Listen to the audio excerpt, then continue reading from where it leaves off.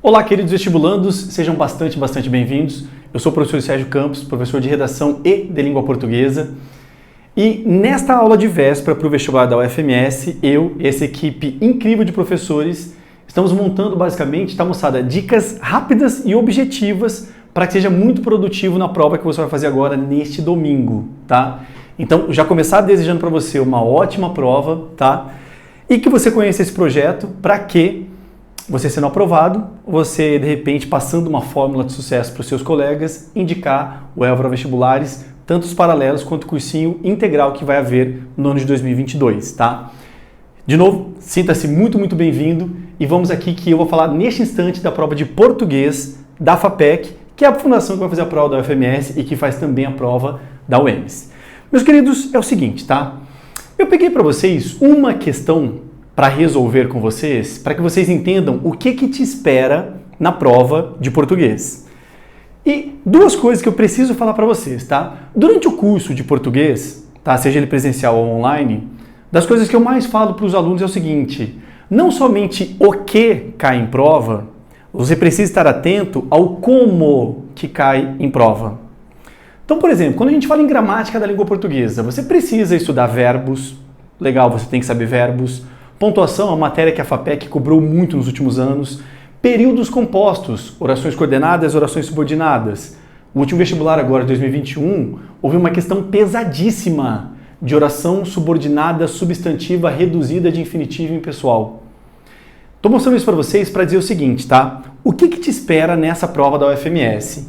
Esperem nessa prova aqui uma gramática absurdamente aprofundada. Então, por exemplo, você vai para o Enem numa boa. Você não precisa saber nada de gramática. Porque a prova de linguagens do Enem não cobra nada de gramática da língua portuguesa. Você não precisa saber o que é período simples, você não precisa saber o que é o verbo transitivo direto, você não precisa saber o que é próclise, mesóclise, ênclise. Isso não cai no Enem. É meramente uma interpretação de texto ali. Quando nós falamos, por exemplo, em provas de VUNESP, UNESP, FAMEMA, enfim, você tem ali uma prova muito misturada. Interpretação de textos, textos técnicos, e você tem ali uma gramática misturada. A gramática que a FAPEC tem feito para a prova da UFMS tem sido uma gramática muito pesada. Então, primeiramente, você precisa de um domínio aprofundado de gramática da língua portuguesa. Cai gramática pesada na prova da UFMS. E o segundo detalhe, tá, moçada, de perfil, é que nas questões de língua portuguesa, é o que eu comecei a falar com os alunos, de questões híbridas. Professor, como assim questões híbridas? Como seria isso? Vamos aqui. De repente você vai fazer o vestibular da Unifesp, Universidade Federal de São Paulo. Vai fazer uma UFPR, por exemplo. O que é o padrão comum, entre aspas, normal de uma prova de língua portuguesa? No comando da questão, vem escrito para você qual que é o tópico teórico gramatical cobrado. Por exemplo, está na questão de número 3, fazendo uma prova da Unesp. Aí ele fala: observe as alternativas abaixo quanto à crase e assinale a única alternativa correta. Crase, esse foi o comando da questão. Todas as alternativas que vierem ali, todas elas falam de crase, todas. Então assim, quando a gente fala em crase, tá, moçada, tem 3 casos obrigatórios de crase, tem 6 casos proibitivos de crase, 3 casos facultativos e você tem 3 casos especiais. Estudar crase é você estudar 15 situações possíveis. Beleza, em 5 alternativas, vão se pegar 5 dessas 15 possibilidades e você vai avaliar qual que era a única correta. Aí você vai ver assim, antes de palavra masculina, não pode ter crase, a letra A está errada. Letra B, caramba, antes de numeral, não pode ter crase, você vai eliminar. Letra C, caramba, quem vai a algum lugar. Cidade, admite o artigo A, então aqui tem crase, a crase estava certa. Todas as alternativas vão falar de crase. Você vai para a questão de número 7. Analise as alternativas conforme a pontuação. Todas as alternativas, A, B, C, D, E, você vai olhar a pontuação. Em tese, uma questão de português é o comando teórico aqui determinar qual que é o assunto e todas as alternativas falarem sobre esse único assunto. Na UFMS, não. Na UFMS, você vai ter um comando genérico, entre aspas. Observe os aspectos linguísticos das alternativas abaixo. E cada alternativa vai falar de um assunto diferente. Eu peguei aqui para vocês a questão de número 15 do último vestibular para que vocês vejam. A letra A está falando de uma coisa, gêneros textuais, texto narrativo. A letra B está falando sobre sujeito indeterminado, período simples, tipos de sujeito. É outro tópico teórico. Aqui está falando sobre variantes linguísticas, é uma parte da interpretação de texto. Então, assim, quando você coloca a partícula C, que você está falando de concordância verbal, então, moçada, cada alternativa é uma ideia. Cada alternativa é uma afirmação de uma ideia. É por isso que eu digo para vocês, para que vocês estejam antenados para fazerem uma prova de questões híbridas. Cada alternativa falar de um tópico. Óbvio, tá, queridos? Figuras de linguagem e funções da linguagem caíram no último vestibular. E é interessante que eles caíram nesse modelo aqui, tá? Ele falava no comando da questão figuras de linguagem, as alternativas você tinha que julgar. Mas, mais uma vez, figuras de linguagem está mais para a parte de interpretação. Na parte gramatical, que é o que a prova de português cobra muito, você tem essas questões híbridas. Sabendo disso, eu vou peço para que você baixe o material que está aí no seu PDF, tá? Se você imprimiu, acompanhe na sua folha. Se você só está deixando na tela do seu computador, acompanhe na tela comigo. Olha só. Para responder a questão 15, leia a seguir o fragmento da letra da canção Nós é Jeca, Mais é Joia, composta em 1988 pelo tocantinense Juraildes da Cruz e incluído em 2004 no CD Cantoria de Festa de Xangai, produzido por Quarup Discos. Tá? Você vai ver tecnicamente ali então a letra de uma música. Interessante que pelo título da música, né, Nós é Jeca, Mais é Joia, você já percebe que tem um trocadilho com esse linguajar mais caipira, inclusive com a ideia, Nós é Jeca. Olha só, trechos da música. Eles dizem assim, acompanhe comigo. Andam falando que nós é caipira, que nossa onda é montar a cavalo, que nossa calça é amarrada com imbira, que nossa valsa é briga de galo. Andam falando que nós é butina, mas nós não gosta de tramóia, nós gosta das menina. Nós é jeca, mas é joia, mas nós não gosta de jiboia, nós gosta das menina, nós é jeca, mas é joia. Beleza. Esse foi o texto que nós vimos. Agora olha a pergunta. Sobre os recursos linguísticos usados no texto e seus efeitos na constituição de sentidos, é correto o que se afirma na alternativa. Olha como foi genérico, tá, moçada? Os recursos linguísticos usados. Recursos linguísticos pode incluir crase, pode incluir regência, pode incluir pronomes, tem N possibilidades. Ele não fez uma limitação teórica. Olha a letra A. Pelo uso do discurso indireto, se você estiver com o seu papel impresso, sublinha aí. Pelo uso do discurso indireto, nos 5 primeiros versos, o autor dá voz ao outro e silencia a voz do caipira. Olha só, primeiro conceito que você precisa saber, que é o conceito do discurso direto, que obviamente é diferente do discurso direto. Isso daqui pertence ao tópico teórico gêneros textuais. E nós vamos falar de, tipologias textuais, que nós temos basicamente 4 tipos de textos: narrativo, descritivo, dissertativo e injuntivo. Bem, quando nós falamos então sobre discurso direto ou indireto, isso aqui compõe o texto narrativo, que é o relato de ações, de sucessão de fatos. Resumindo, o que é o discurso direto? É a fala direta do personagem. Necessariamente, uma narração tem pessoas, tem personas, personagens. E as pessoas dialogam, elas se comunicam. Quando a fala é direta do personagem, nós temos o discurso direto, que tem 2 demarcações textuais possíveis. O discurso direto, ele é demarcado ou pelo uso de travessões ou pelo uso de aspas. Então, um exemplo besta, tá, queridos? O João se aproximou da Maria e perguntou, travessão. Oi, Maria, tudo bem?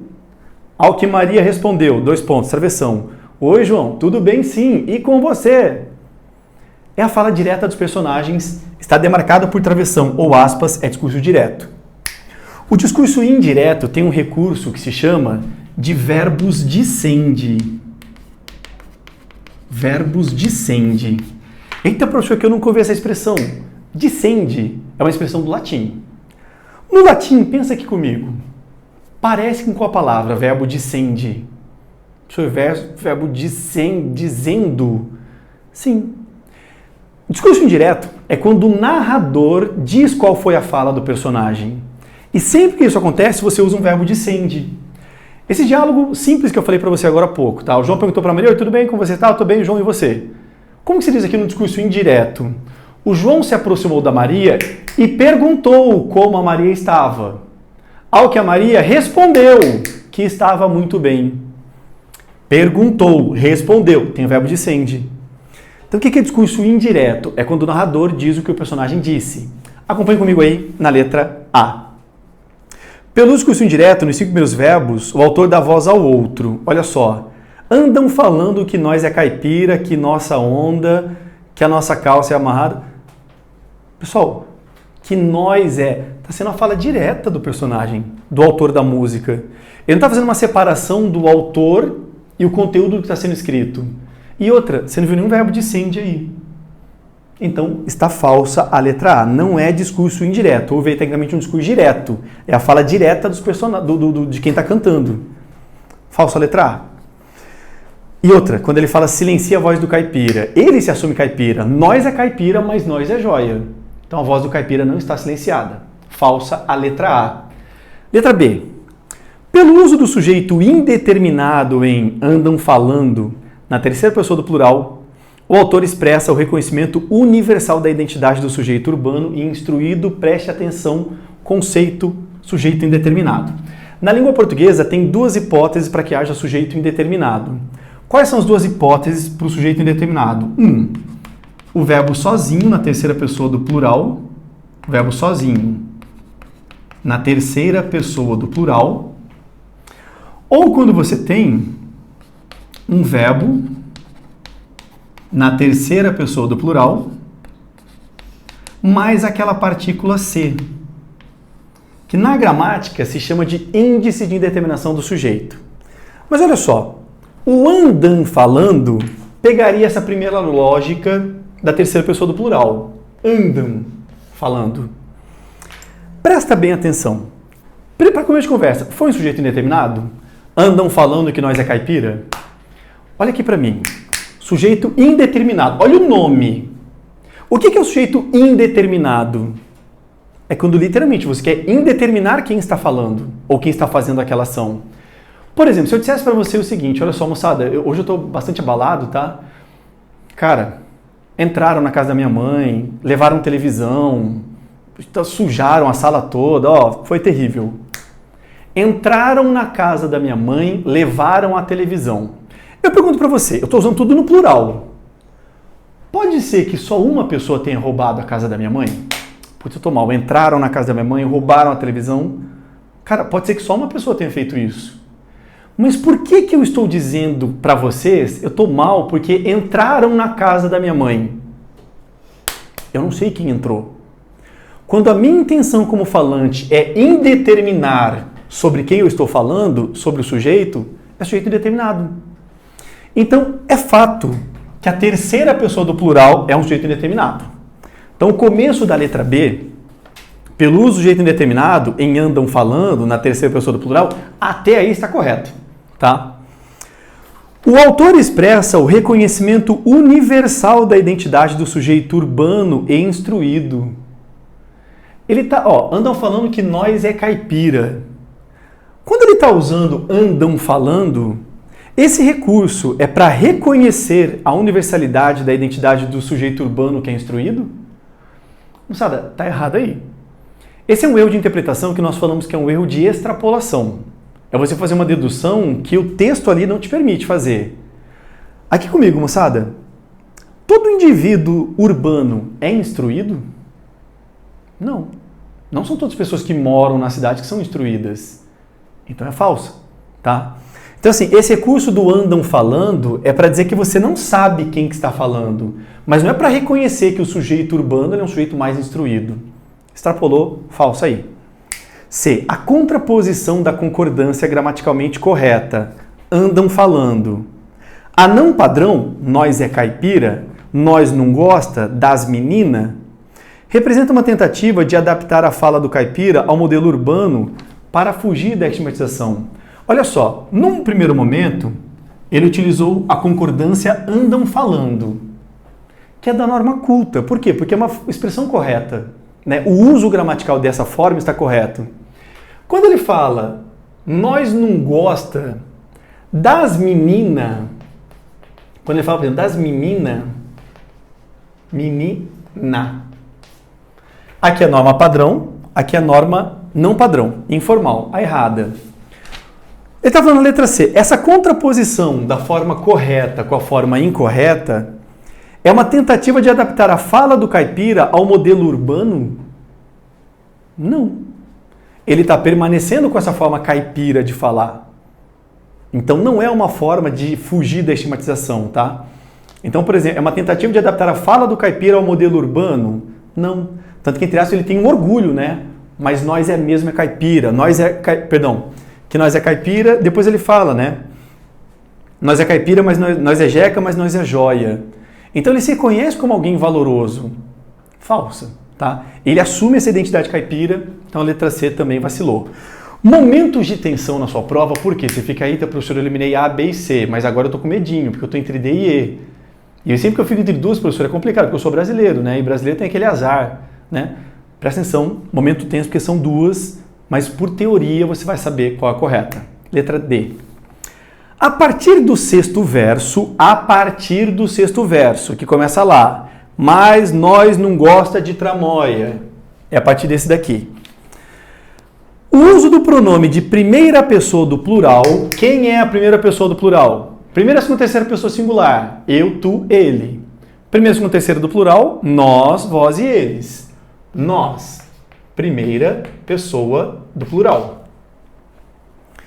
O uso do pronome de primeira pessoa do plural na função gramatical de sujeito simples. Sujeito simples. Quem que gosta? Nós. Sujeito simples. Veja ali. O uso do pronome de primeira pessoa na função de sujeito simples e dos verbos ser e não gostar representa um sujeito que se posiciona como coletividade e que assume a identidade caipira. Moçada, quando eu uso a primeira pessoa do plural, eu estou dando uma ideia de coletividade, sim ou não? Se eu estou falando com vocês aqui, eu pego e falo, queridos, nós estamos ansiosos para essa prova de domingo. Eu não estou falando só por mim, eu estou incluindo vocês, eu estou dando uma ideia de coletividade. Nós esperamos que o ano que vem seja um ano melhor, porque vai ter eleição, é um ano muito tenso, tá? Se eu estou utilizando nós, eu estou incluindo coletividade. Se ele está utilizando nós, ele não está falando só por ele está falando por um coletivo. E curioso, ele está falando ali, ó, se posiciona como coletividade e assume a identidade caipira. Nós não gosta de tramóia. Nós é jeca, mas nós é joia. Sim. A letra C a gente acabou de falar que ele está fugindo da estigmatização. Não está fugindo da estigmatização, porque ele se assume constantemente como uma identidade caipira. A letra D parece ser a correta. Confirma comigo para a gente finalizar a letra E. A palavra joia corresponde a uma metáfora, sugerindo a valorização do homem do campo, ou como gíria, que, por pertencer ao repertório de uma geração do século passado, reforça a qualificação negativa do jeito caipira. Moçada, peraí. Ele está falando reforça a qualificação negativa do jeito caipira? Ele não está se negativizando. Nós é jeca, mas nós é joia. A gente pode ser caipira. A gente pode ser estigmatizado para você, mas nós é joia. No sentido de que nós temos a nossa valorização. Ou então assim, a gente é legal, a gente é gente boa. Errado então tá quando ele fala de qualificação negativa do sujeito caipira.